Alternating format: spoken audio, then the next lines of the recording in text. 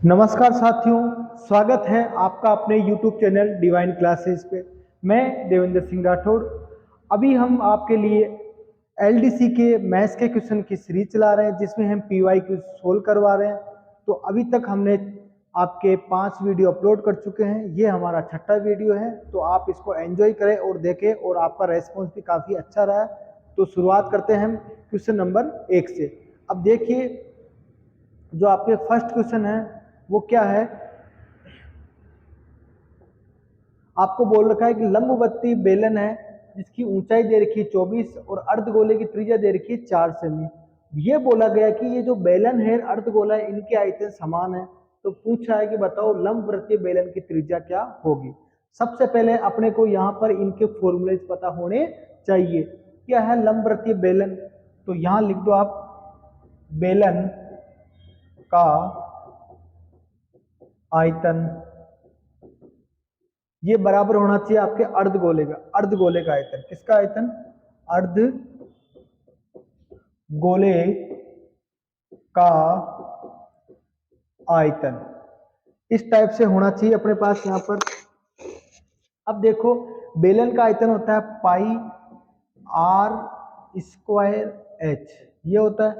अर्धगोले का होता है आपके पास 2/3 पाई आर क्यूब। अब देखो, मैं दोनों को आर आर नहीं ले सकता। क्यों नहीं ले सकता? क्योंकि इसके लिए आर अलग है, इसके लिए आर अलग है। अब देखो, जो वैल्यू अपने को यहाँ दे रखी होगी वो अपन वैल्यू रख देंगे और बाकी हम यहाँ पे कर लेंगे। अब देखो, सबसे पहले पाई से तो पाई कट गया। अब देखो, बेलन के बारे में क्या क्या दे रखा है। बेलन की ऊंचाई दे रखी है, बेलन की त्रिज्या नहीं दे रखी, तो आर स्क्वायर की जगह आर स्क्वायर रख दो। ऊंचाई दे रखी है 24, क्या दे रखी है? 24। फिर देखो 2/3 का 2/3। अर्धगोले की त्रिज्या कितनी दे रखी है आपको? अर्धगोले की त्रिज्या दे रखी है 4, क्या दे रखी है? 4। तो आर क्यूब मतलब 4 इंटू 4 इंटू 4। आई बात समझ में? आपको चाहिए आर की वैल्यू। किसकी वैल्यू चाहिए? आर की वैल्यू। तो अपन क्या करते हैं, इस 24 को अपन इस तरफ ले आते हैं। तो देखो कैसे करते हैं, 2/3 इंटू 4 इंटू 4 इंटू 4 बटा, यहाँ आ जाएंगे 24, क्या आ जाएंगे? 24। अब देखो, 4 का भाग जाएगा 6 बार, 2 का भाग जाएगा 3 बार, तो ऊपर हो गए 16, नीचे क्या हो गए? 9। अब ये वैल्यू आई है आर स्क्वायर की। किसकी आई है? Are square. तो आर चाहिए, तो क्या करो, इसका रूट निकाल दो। 16/9 का बराबर हो जाएगा 4/3। क्या हो जाएगा? 4/3। ऑप्शन नंबर आपके बी राइट होगा। तो ये भी देखो, आपको फॉर्मूला आता है तो इजीली हो जाएगा आपसे। देखो क्वेश्चन नंबर 2, बोला है कि बिंदु 3,4 रेखा y बराबर -1 में प्रतिबिंब के निशान होंगे। सबसे पहले इस क्वेश्चन में एक ही चीज होनी चाहिए आपको कि ग्राफ बनाना आना चाहिए इस क्वेश्चन के लिए ना। तो कैसे अपन एक बार ट्राई कर लेते हैं। ये अपना नॉर्मली क्या ले लो, अपन ग्राफ ले लो। ये x अक्ष है और ये कौन सा आपके y अक्ष है, ठीक है। अब देखो, इन्होंने बोला y बराबर -1। देखो, यहां से ऊपर जाऊं तो y प्लस का होगा, यहाँ से नीचे जाऊं तो y क्या होगा? माइनस। तो यहाँ y की वैल्यू -1 है, तो y की वैल्यू -1 मतलब आपके ये पॉइंट है। इस लाइन को बोलेंगे अपन y बराबर -1। ये एक लाइन है। अब एक बिंदु दिया है x बराबर 3,4। कौन सा लिया है? 3,4। तो मैं थोड़ा सा इसको ऐसे बना लू, यहाँ से 1 2 3, ये तो हो गया 3। 1 2 3 4, तो ये बिंदु हो गया 3,4। क्या हो गया? 3,4। अब देखो, इसका जो प्रतिबिंब बनेगा, मतलब समझ लो ये एक लाइन है, इससे जितना ऊपर है उतना का उतना कहाँ बनेगा? ये नीचे। देखो यहाँ पर अपन बात करें x कितना है? 3 है, तो यहाँ पर भी x कितना होगा? 3।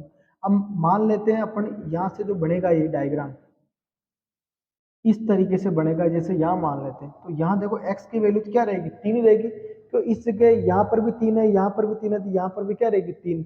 देख लो x की वैल्यू 3 किस में आ रही है? केवल 2 में आ रही है ना। तो ये वैल्यू तो होगा नहीं, ये वैल्यू भी नहीं होगा। अब देखो, यहाँ से y कितना ऊपर है? देखो, यहाँ से y है 4 और यहाँ से एक 5, मतलब यहाँ से मुझे 5 नीचे जाना है। कितना नीचे जाना है? 5। अब देखो y की वैल्यू कितनी? -1। तो -1 में और 5 नीचे आ जाओ, तो y बराबर क्या हो जाएगा? -6। कितना हो जाएगा? -6। तो यहाँ से आप बता सकते हो y की वैल्यू कितनी होनी चाहिए? -6। देख लो किस में आ रही है? -6।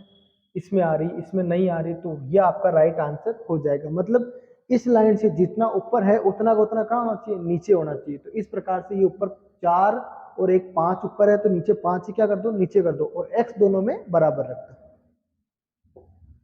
आगे देखो, एक बैट्समैन द्वारा 10 पारियों का स्कोर बता रखा है, इसका माध्यिका से माध्य विचलन निकालना है। अब देखो, सबसे पहला काम होता है इसकी माध्यिका निकालना। क्या निकालना, माध्यिका। माध्यिका कैसे निकालते हैं, इसको क्रम में जमाओ। किसमें जमाओ, क्रम में। सबसे पहले अपन ले लेते हैं छोटा नंबर। छोटा नंबर आ रहा है यहाँ पर 34। कितना आ रहा है, 34। फिर आ रहा है आपके 38।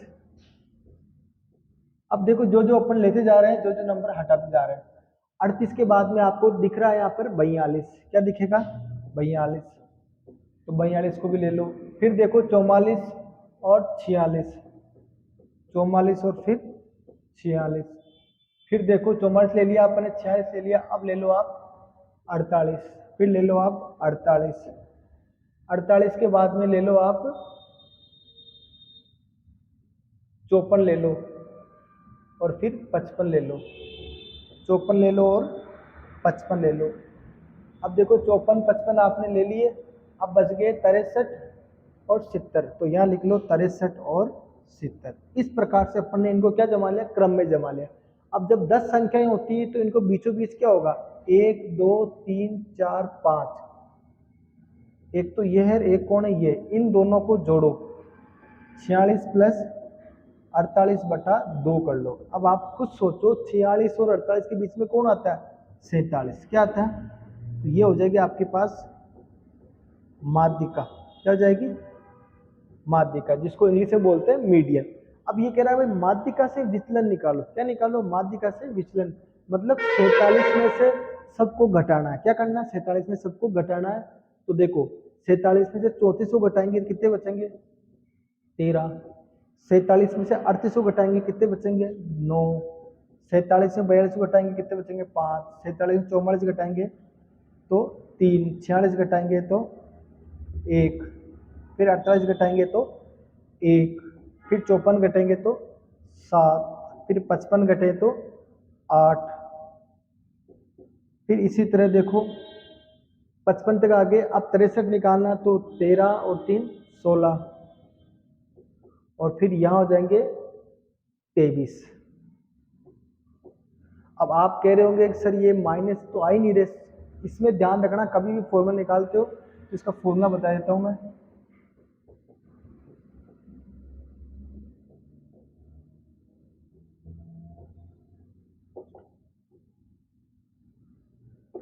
x माइनस ए का मोड का सिग्मा बटा n। ये ध्यान रखना, हमेशा सिग्मा लगाना होता है जब भी विचलन निकालते हैं ना। अब इनको सबको ऐड करके कितने वैल्यूज है, ये 10 है। कितने हैं, 10। n कितना, 10। 10 का भाग दे दो। अब देखो इनको सबको ऐड करोगे तो ये आ जाएगा आपके पास 86। कितना आ जाएगा, 86/10 को बोल दोगे आप 8.6। तो इसका राइट आंसर हो जाएगा आपके 8.6। इस प्रकार से इसका आंसर निकाल देंगे। अब देखो आगे बोल रखा है, ये जो क्वेश्चन दे रखा है, यहाँ बोला कि इनकी औसत आय बताओ। क्या बताओ, औसत। औसत का मतलब एक तरह का माध्य निकालना हो गया। तो पहले इसको डायग्राम को अपन देख लेते हैं। x, फिर f, फिर fx, ऐसे करके तीनों अपने को पता होनी चाहिए। अब देखो 80 और 100 के बीच में होता है यहाँ पर 90। 90 के सामने दिया 20। 100 और 120 के बीच में होता है 110।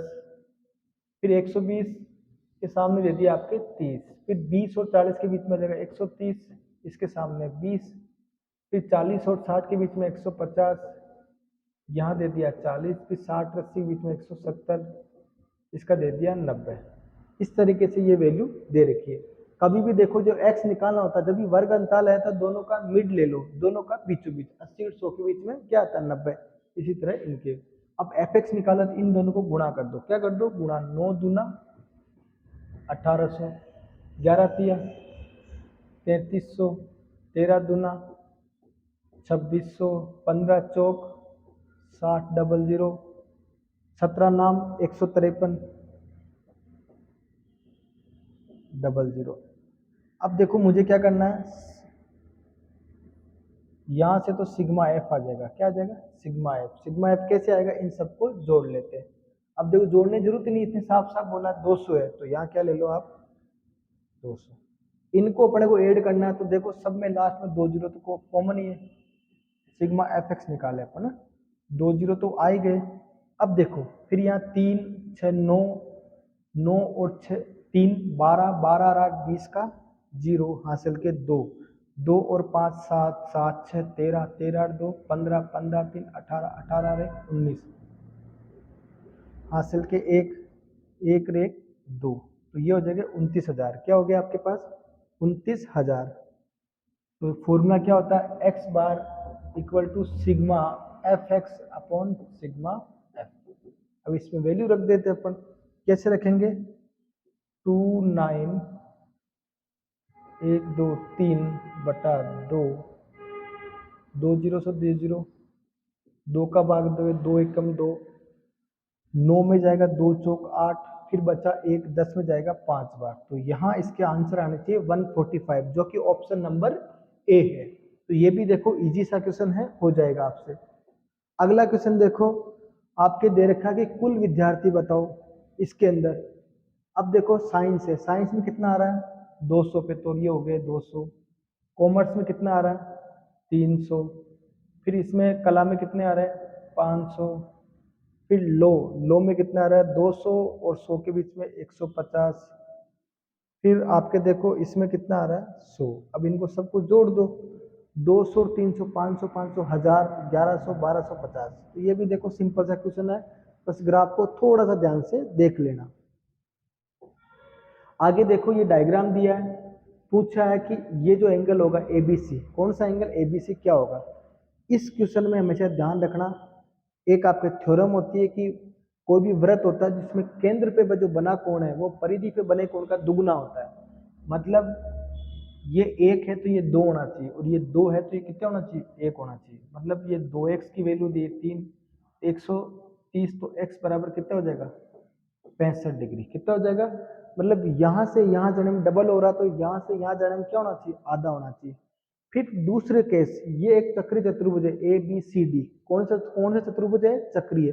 चक्रीय में आमने सामने का कोणों का योग कितना होता है हमेशा 180। तो आप कह सकते हो angle A plus angle B बराबर कितना होना चाहिए आपके 180।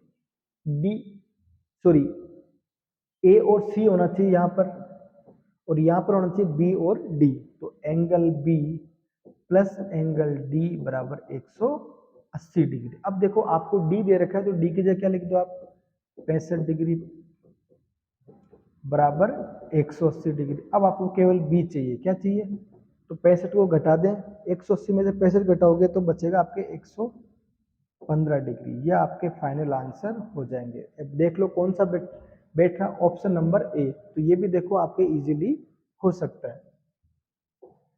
अगला क्वेश्चन क्या बोल रहा है कि सुरेश और महेश ने 1,15,000 और 1,85,000 लगा के निवेश किया, फिर 18,000 के लाभ में से महेश का भाग बताओ। दो बंदे हैं, कौन कौन, एक तो सुरेश कौन है, दूसरा है आपके पास महेश।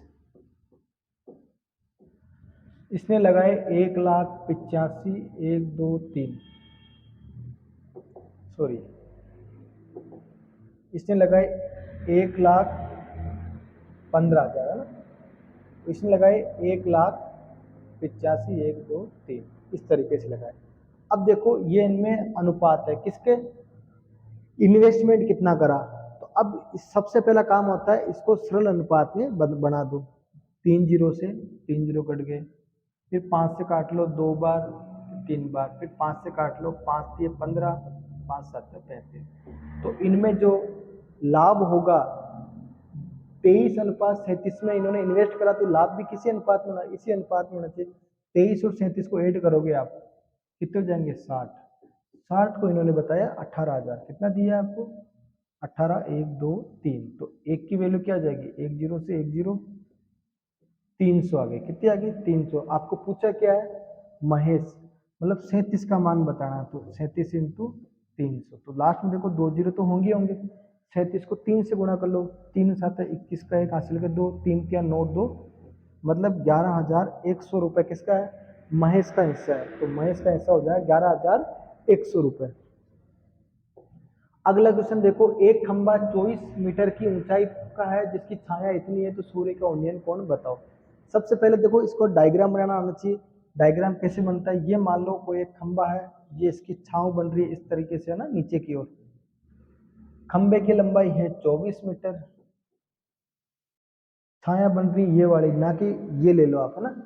छाया बन रही है 8√3, कितनी बन रही है, 8√3। यहाँ जो बनता उन्नयन कोण, कौन सा कोण, उन्नयन कोण, जो नीचे से ऊपर की ओर देख रहे हैं अपन, ये मान रहे अपन थीटा। क्या मान रहे हैं, थीटा।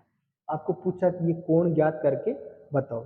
तो देखो लंब और आधार में संबंध होता है हमेशा टेन थीटा का। किसका होता है, टेन थीटा। टेन थीटा को बोलते हैं अपन लंब बटा आधार। लंब कितना है 24 बटा आधार कितना 8√3।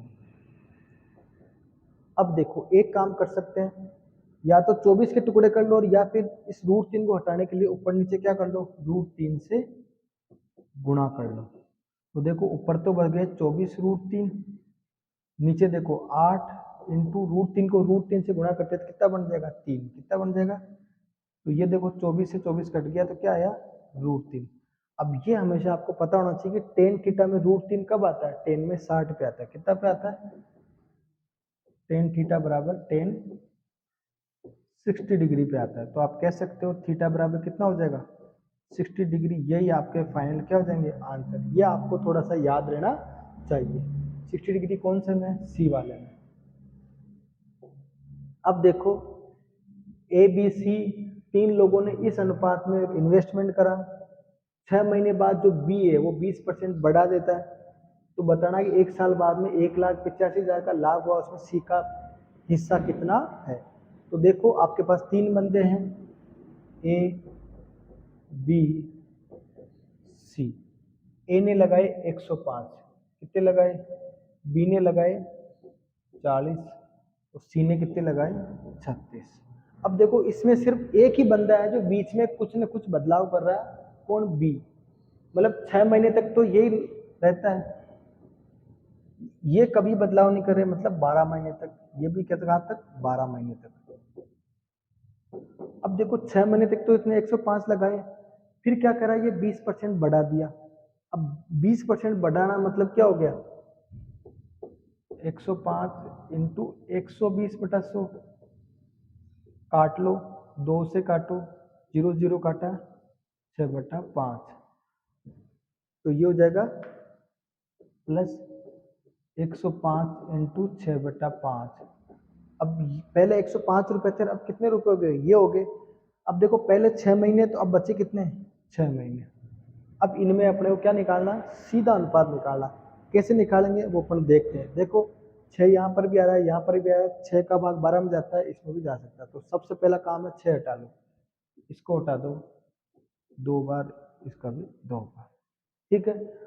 फिर अब यहाँ देखो, यहाँ 105 है, 5 का भाग दोगे कितनी बार जाएगा, 21 बार। कितनी बार जाएगा, तो यहाँ बचा 105 प्लस 21 को 6 से गुणा कर लो। 21 को 6 से गुणा करेंगे तो 1:6 अनुपात, 40 दूना 80 अनुपात 36 दूना 72। अब 105 में 126 में 105 जोड़ेंगे तो कितने बचेंगे, 26 5 31, 231 हो जाएंगे। कितने हो जाएंगे ये अनुपात, 231 अनुपात 80 अनुपात 72, ये अनुपात हो गया। आपसे पूछा कितना है, सी का हिस्सा बता रहे, सी का हिस्सा कितना है 75। कितने में से इनको मैं जोड़ू, देखो जोड़ेंगे तो 2 और 1 3, 7 8 15 3 18, ठीक है। 18 का 8, हासिल के 1, हासिल के 1 करो तो 2 और 1 3।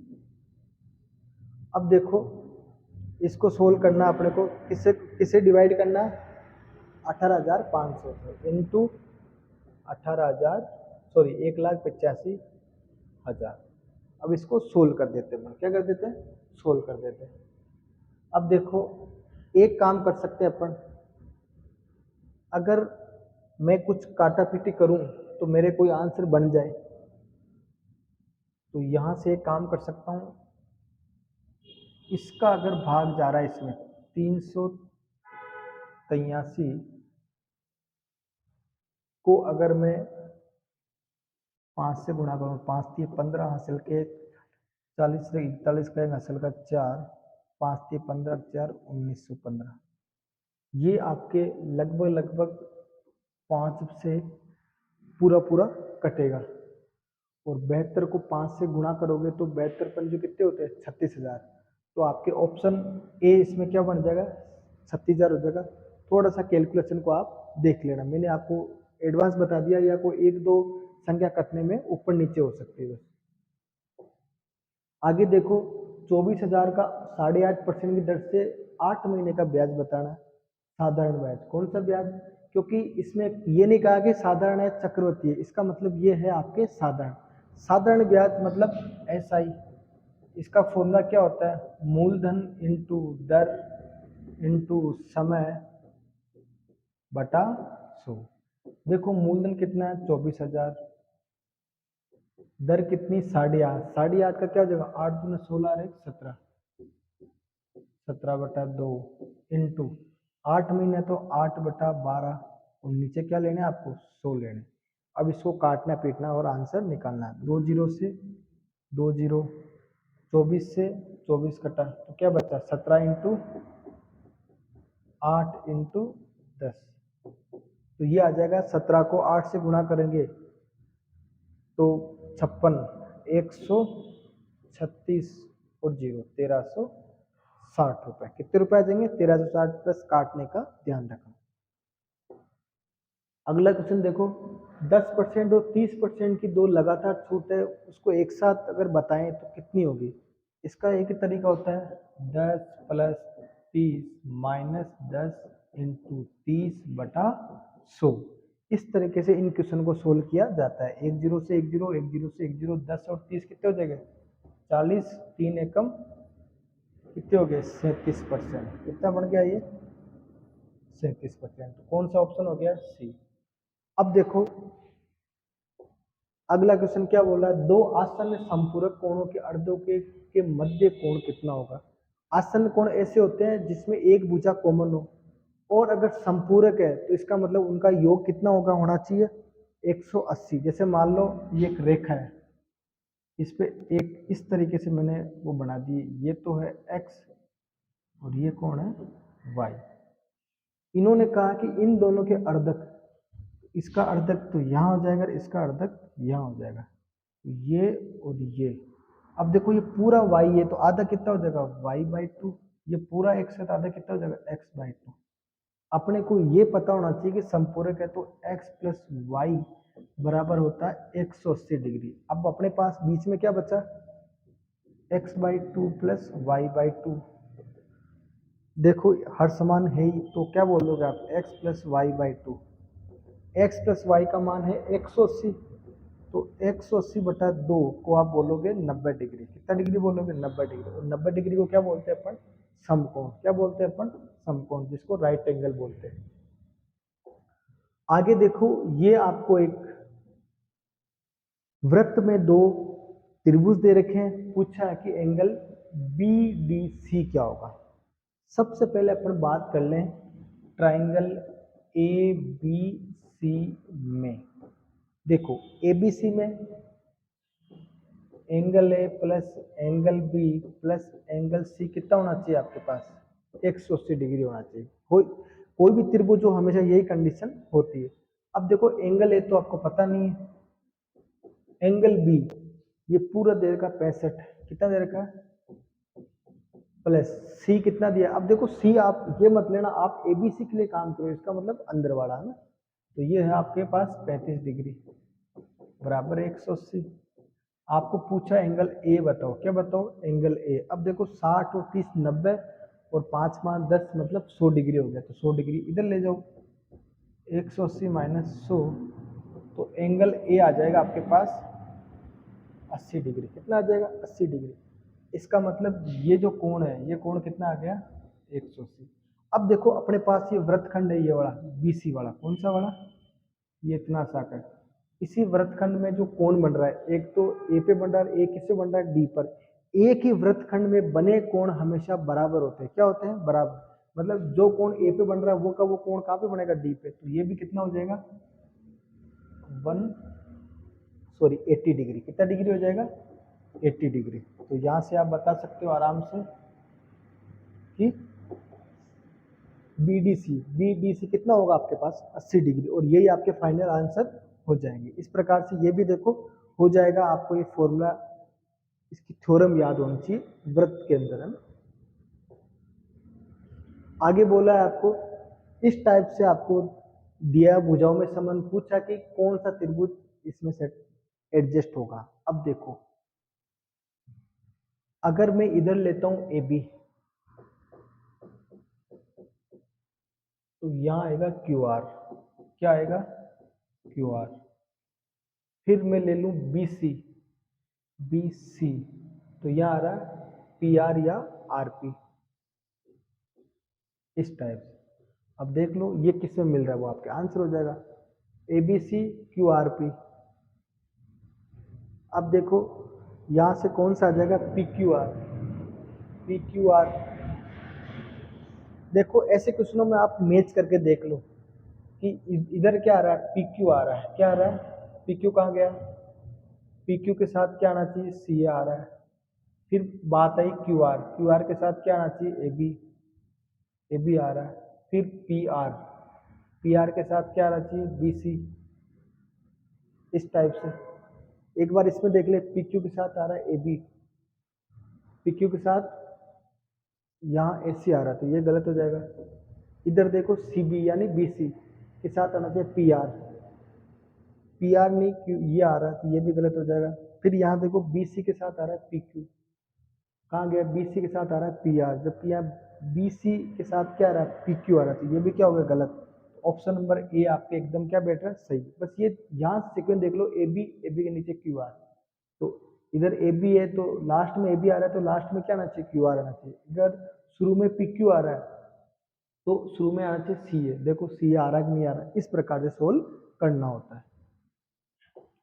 आगे देखो, एक घनाकार टैंक है जो 2 मीटर लंबा, 5 मीटर चौड़ा और 1.5 मीटर गहरा है। उसमें कितना लीटर पानी आ सकता है। घनाभ है, उसका आयतन क्या होता है, L into B into H, लंबाई इंटू चौड़ाई इंटू ऊंचाई। तो क्या हुआ, 2 इंटू 5 इंटू 1.5। अब देखो 1.5 को इससे गुणा कर लो, 1.5 का 2 से गुणा करें, 3 इंटू 5 15 मीटर क्यूब। अब एक चीज आपको याद होना चाहिए कि 1 मीटर क्यूब अगर आयतन है तो उसमें 1000 लीटर आता है। कितना लीटर आता है, 1000 लीटर आता है। तो 15 में कितना आएगा, 15,000। कितना आएगा, 15,000 लीटर। इस टाइप से 15,000 आ रहा है आपके ऑप्शन नंबर सी में। तो ये चीज याद रख लो आप, 1 मीटर क्यूब में हमेशा कितना आता है, 1000 लीटर लिक्विड आता है। आगे देखो, दो बिंदु दे रखा है, इनके मध्य दूरी ज्ञात करनी है। मध्य दूरी के लिए क्या करना है, सीधा दूरी सूत्र लगाओ। क्या लगाओ, दूरी रूट ऑफ दोनों के x का अंतर 3 - 0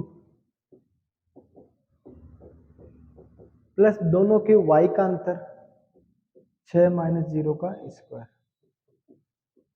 3 - 0 3 ही होगा, 3 का स्क्वायर, 6 - 0 6 का स्क्वायर, 3 का स्क्वायर तो हो गया 9, 6 का स्क्वायर हो गया 36। 36 और 9 को बोल दोगे आप 45। कितना बोल दोगे, 45। अब देखो 45 के टुकड़े क्या होते हैं, 5 इंटू 9 कितने होते हैं, 5 इंटू 9। मुझे दूरी निकालनी, तो 9 का रूट तो हो गया 3, 5 का होगा नहीं, तो ये आ जाएगा 5√3 इकाई। क्योंकि रूट निकालेंगे तो 9 का 3 और √5 का √5 रह जाएगा। अब देख लो किसमें बैठ रहा, ऑप्शन नंबर डी आपके राइट आंसर हो जाएगा। आगे देखो, एक आयताकार भुजा, क्षेत्र की भुजा 5 मीटर विकर्ण 13 है, तो इसका क्षेत्रफल बताओ। सबसे पहले एक अपन डायग्राम बना लेते हैं कि आयत का डायग्राम कैसे होता है। देखो, एक भुजा दे दी 5, विकर्ण दे दिया ये 13, ये एल ये आपको ज्ञात करनी है। क्या करनी है? ज्ञात। हमेशा ध्यान रखना, कभी भी जो आयत का जो केस होता है उसमें चारों कोण 90-90 के होते हैं। कितने कितने होते हैं? 90-90। तो ये एक समकोण त्रिभुज हो गया, पाइथागोरस प्रमेय लग गई। क्या लग गई? पाइथागोरस प्रमेय। कैसे? कि 5 का स्क्वायर प्लस एल का स्क्वायर बराबर 13 का स्क्वायर। तो एल स्क्वायर बराबर क्या हो जाएगा? 13 का स्क्वायर 169 माइनस 5 का स्क्वायर 25। एल स्क्वायर बराबर हो गया 169 में से 25 घटाओगे तो 144। आपको एल चाहिए, 144 का रूट निकालो तो कितने आ जाएगा? 12। इसका मतलब ये कितना आ गया? 12। अब देखो पूछा इसका क्षेत्रफल है। क्षेत्रफल होता है लंबाई गुणा चौड़ाई। क्या होता है? लंबाई गुणा चौड़ाई। मतलब इन दोनों को गुणा कर लो, एल इंटू बी, मतलब 12 इंटू 5 बराबर क्या हो जाएगा? 60 मीटर स्क्वायर। 60 मीटर स्क्वायर किस में आ रहा है? ऑप्शन नंबर बी में। तो ये भी देखो आसान क्वेश्चन है, अगर आपको पाइथागोरस थ्योरम आती है तो। आगे देखो, ये जो दो दे रखे हैं आपको अनुपात, इनका मध्य अनुपात ज्ञात करना है। मध्य अनुपात कैसे करते हैं मैं बता देता हूं।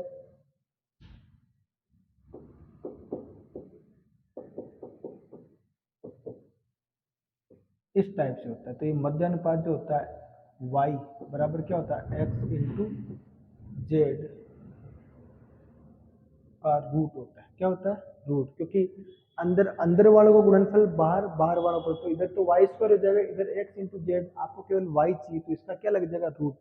इसी तरह आपको मध्य अनुपात मान लो आप y है, क्या है? तो आपको इन दोनों को गुणा करके इनका रूट निकालना है। पहला क्या है? ए स्क्वायर बी स्क्वायर अपॉन ए स्क्वायर माइनस बी स्क्वायर। दूसरा क्या दिया आपको? ए माइनस बी, नीचे दिया आपके पास ए प्लस बी, है ना। अब देखो यहां काम की चीज क्या आएगी आपके पास? ए स्क्वायर में बी स्क्वायर के टुकड़े होते हैं दो। कितने होते हैं? दो। तो देखो ऊपर तो बन गया ए स्क्वायर बी स्क्वायर ए माइनस बी, ये तो ऊपर का है। इसके मैं दो टुकड़े कर लेता हूं। कौन कौन से? ए प्लस बी, ए माइनस बी इंटू ए प्लस बी। क्योंकि इसके तो टुकड़े हो गए दो और ए प्लस बी ऐसा कैसा आ गया। अब देखो ए माइनस बी से ए माइनस बी कट गया, तो यहाँ ऊपर क्या बच गया? ए स्क्वायर बी स्क्वायर। रूट में क्या हो जाएगा? दोनों की घात का एक हो जाएगी। A B. नीचे देखो ए प्लस बी और ए प्लस बी दो बार आ रहा है, रूट हटाने पे एक बार रह जाएगा। मतलब ये आपके आंसर आ जाने चाहिए। किसकी वैल्यू? y की वैल्यू। अब देख लो A B upon A plus B किस में आ रहा है? ऑप्शन नंबर बी में आ रहा है। तो ये भी देखो आपके इजी क्वेश्चन है जब आपको ये वैल्यू आती है। अगर ज्यादा कुछ दिक्कत हो तो सबसे बेटर यही होता है कि इसमें ए और बी की वैल्यू मन से कुछ भी आप मान लो, 3 4 ऐसे। आगे देखो क्या बोल रखा है? एक लंबवर्तीय शंकु के आधार का क्षेत्रफल दिया है, इसकी ऊंचाई दी है, तो इसका वक्रपट्टी क्षेत्रफल बताओ। सबसे पहले मुझे शंकु का डायग्राम आना चाहिए। शंकु का डायग्राम होता है आपके इस तरीके से। ये तो होती है एच, ये होती है आर, ये होती है आपके एम। देखो क्या दे रखा है? इसकी ऊंचाई दी है एच बराबर 4, इसका आधार का क्षेत्रफल है 28.26।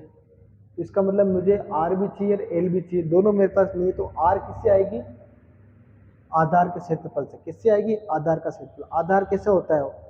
शंकु का आधार होता है वृत्ताकार। क्या होता है? वृत्ताकार। तो वृत्त का क्षेत्रफल क्या होता है? पाई आर स्क्वायर बराबर आपको दे रखा है 28.26। पाई की वैल्यू दी आपको 3.14 इंटू आर स्क्वायर बराबर 28.26। यहां से आप कह सकते हो आर स्क्वायर बराबर क्या होगा? 28.26 बटा 3.14।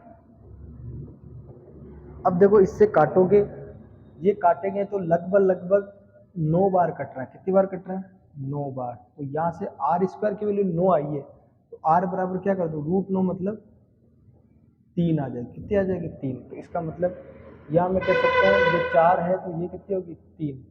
अब देखो ये समकोण त्रिभुज आ गया, 4 स्क्वायर तो 3 स्क्वायर, 4 चौक 16 और 3 तिया 9 25, 25 का रूट कितना होता है 5, तो एल कितना आ जाएगा 5। यहाँ अपन पाइथागोरस थ्योरम लगाते हैं हमेशा, ध्यान रखना शंकु के अंदर, है ना।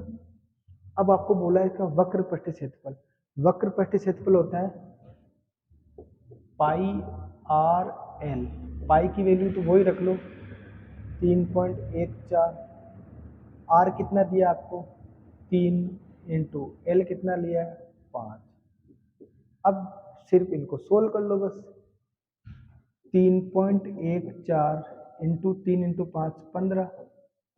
अब इसको गुणा कर लेते, 15 को 4 से गुणा करेंगे 60 हासिल के 6, 15 एकम 15 और 6 21 का 1 हासिल के 2, 15 दिए 45 और 2 47.10। 47.10 किस में आ रहा, ऑप्शन नंबर सी में। यहाँ देखो मैंने स्पेशली लिखा नहीं है, वक्र पृष्ठ पूछा ना आपको, तो ये इसका फॉर्मूला होता है ना। और ये आधार का होता है, यहाँ पर आधार का क्षेत्रफल पाई आर स्क्वायर। इस तरीके से अपने को बार बार लैंग्वेज लिखने की जरूरत नहीं होनी चाहिए। आगे देखो, एक दुकानदार अंकित मूल्य पर 15% छूट देता है, ठीक है। अब वो कह रहा है 19% लाभ प्राप्त करने के लिए क्रम मूल्य से कितना ज्यादा अंकित करना चाहिए। तो 1 मिनट के लिए सोचो, 3 तरह के मूल्य होते हैं आपके पास, क्रम मूल्य, विक्रम मूल्य और अंकित मूल्य। इसमें साफ साफ कहा भाई मुझे 15% फायदा चाहिए।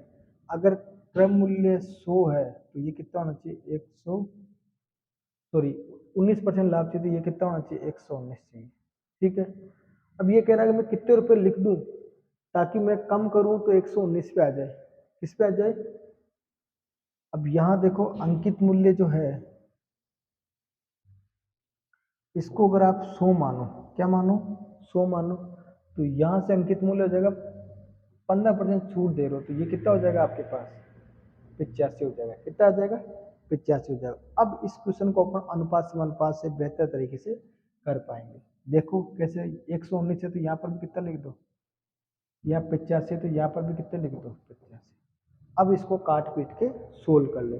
देखो ये 17 से कटता है, हमेशा ध्यान रखना, 17 से 5 बार, 17 से 7 बार, 17 से 7 बार, ठीक है।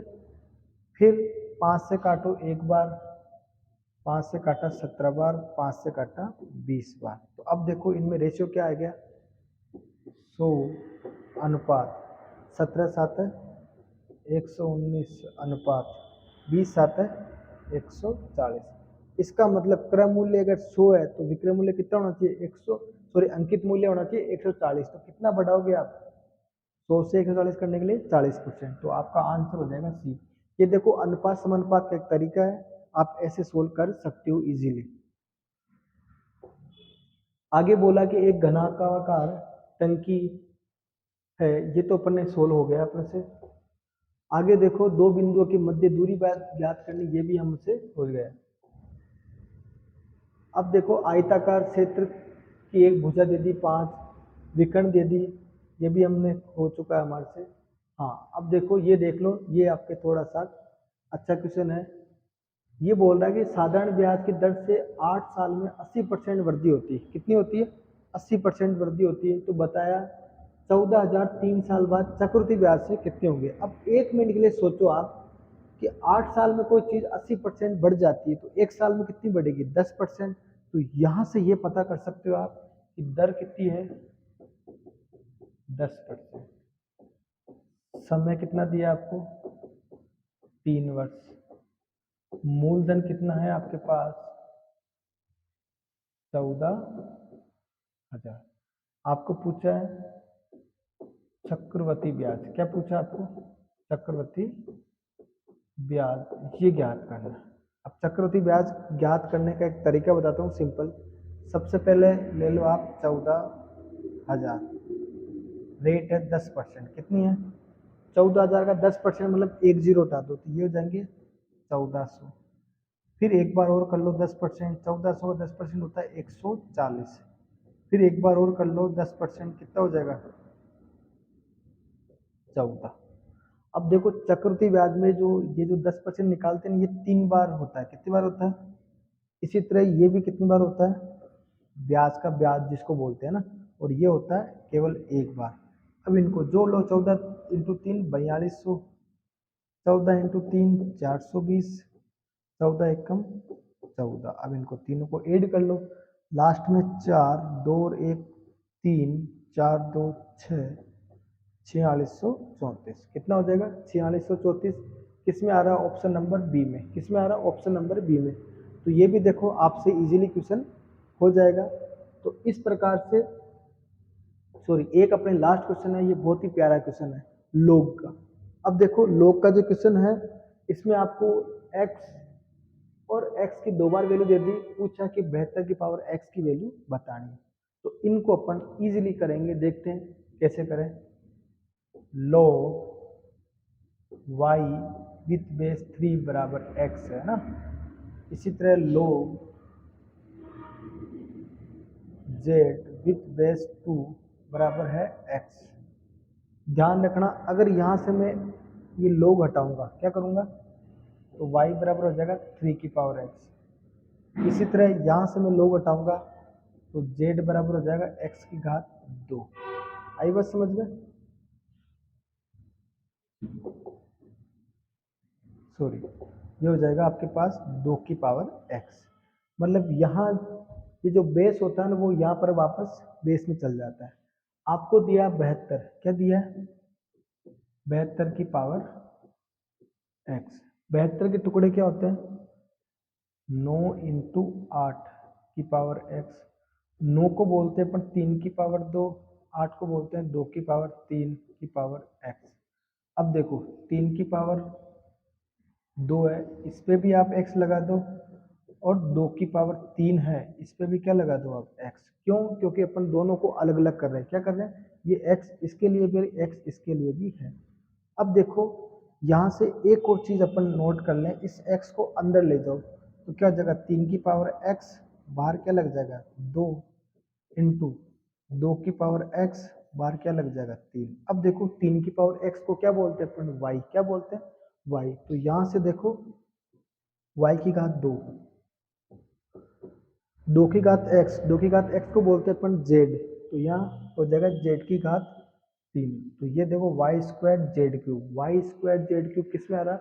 ऑप्शन नंबर सी में आ रहा है। किस में आ रहा है? ऑप्शन नंबर सी में।